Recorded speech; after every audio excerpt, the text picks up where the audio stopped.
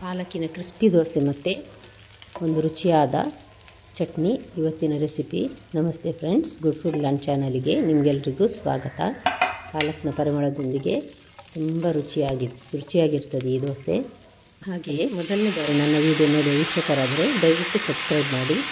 ಇದನ್ನು ನೋಡಿ ಖಂಡಿತ ನೀವು ಲೈಕ್ ಮಾಡ್ತೀವಿ ಅಂತ ತಿಳ್ಕೊಳ್ತೇನೆ. ಹಾಗೂ ಫ್ಯಾಮಿಲಿ ಫ್ರೆಂಡ್ಸಿಗೆ ಶೇರ್ ಮಾಡೋದನ್ನು ಮರಿಬೇಡಿ. ಇದು ನೋಡಿ ಚಟ್ನಿ, ರುಚಿಯಾದ ಜೀರಿಗೆ ಹಾಕಿ ಮಾಡಿದ ಚಟ್ನಿ.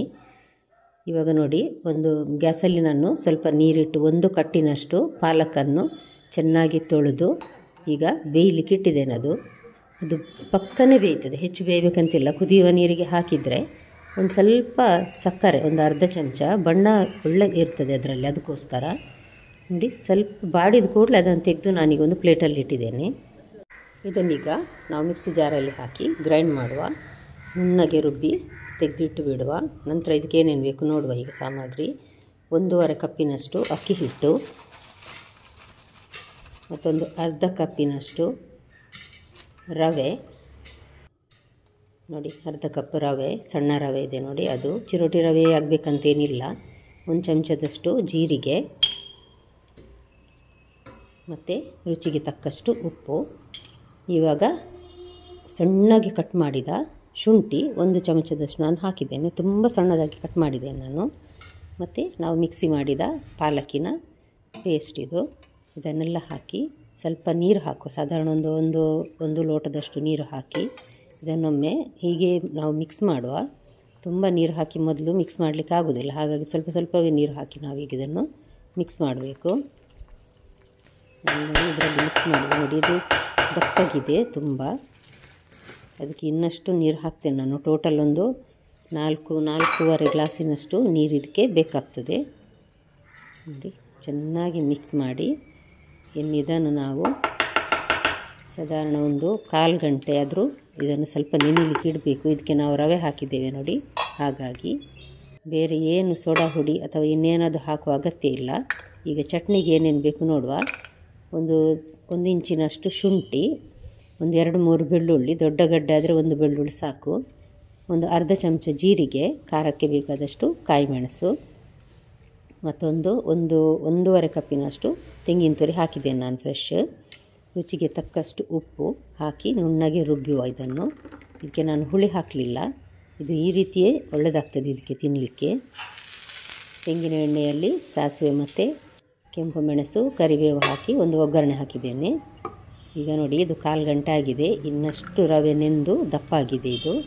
ಇದಕ್ಕೆ ನಾನೀಗ ಪುನಃ ಸಾಧಾರಣ 1 ಲೋಟದಷ್ಟು ನೀರು ಹಾಕ್ತೇನೆ. ಒಟ್ಟು ಒಂದು 4-4.5 ಲೋಟದಷ್ಟು ನೀರು ಬೇಕು.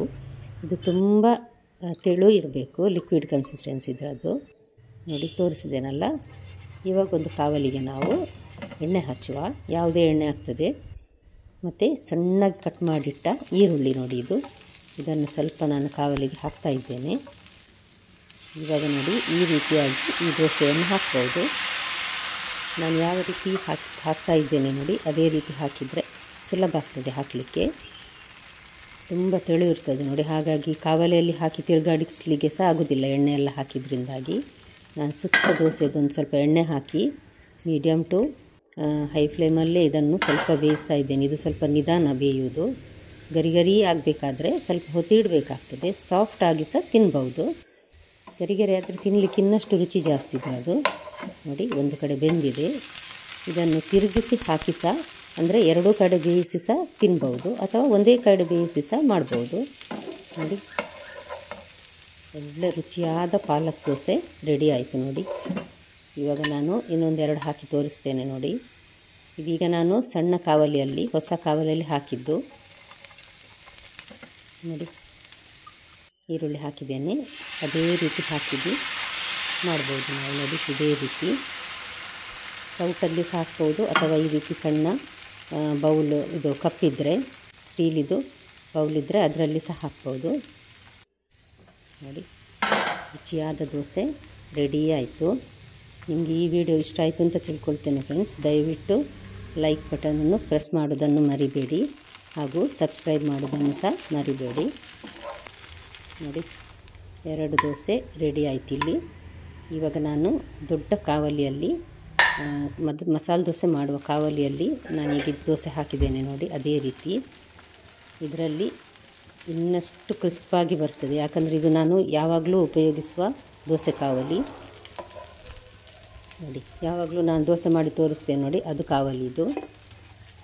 ಇದರ ಹಿಂದೆ ನಾನು ಒಂದು ವಿಡಿಯೋ ಹಾಕಿದ್ದೆ, ಅದು ನೆಯ್ಯಪ್ಪ ಅಂತ. ಇದು ಗೋಧಿ ಹಿಟ್ಟು ಬಳಸಿ ಮಾಡಿದ ರುಚಿಯಾದ ನೆಯ್ಯಪ್ಪ ರೆಸಿಪಿ ಅದು. ದಯವಿಟ್ಟು ಅದನ್ನು ನೋಡಿ. ಹಾಗಾದರೆ ಇನ್ನೊಂದು ಹೊಸ ರೆಸಿಪಿಯೊಂದಿಗೆ ನಿಮ್ಮನ್ನು ಮತ್ತೆ ಭೇಟಿ ಆಗ್ತೇನೆ. ಈ ರೆಸಿಪಿ ನೋಡಿದ ಎಲ್ಲ ವೀಕ್ಷಕರಿಗೆ ಧನ್ಯವಾದ.